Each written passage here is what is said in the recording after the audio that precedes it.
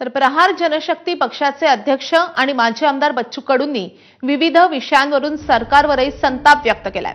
सरकारनं शेतकऱ्यांना भगवा, हिरवा आणि निळ्या रंगामध्ये वाटलं अशी टीका बच्चू कडूंनी केली आहे। तर शरद जोशींना, आंबेडकरांना पाडलं, मलाही पाडाल असंही कडू म्हणाले।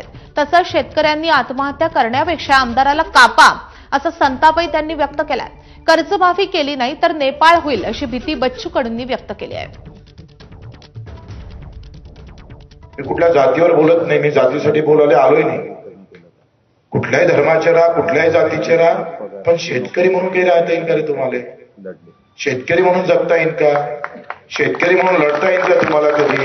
तर त्याच जातीत हो त्याचा, ह्या त्याचा, याचा निळा, त्याचा भगवा, याचा हिरवा, याचा पिवळा, पण हे लक्षात का घेत नाही? हे सगळे निळे, पिवळे, पांढरे काय असं हे आमच्या कापसापासून बनते। तो कापूस मला बाप शेतकरी पिकवते रे।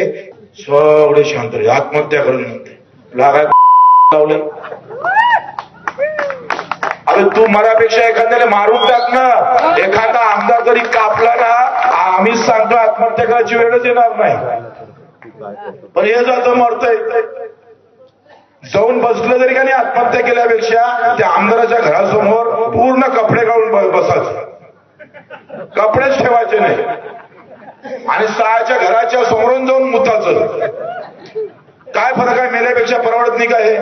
शरद जोशीनं जीवाचं रान केलं, विठ्ठलराव माहित आहे।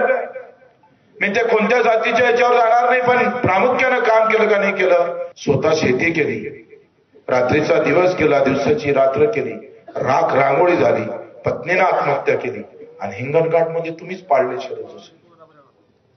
वामनराव चटपले पाडलं, राजू शेट्टीले पाडलं, मलाही पाडलं, शेतकऱ्यांनाच पाडलं, कारण जातीत बसलो नाही मी।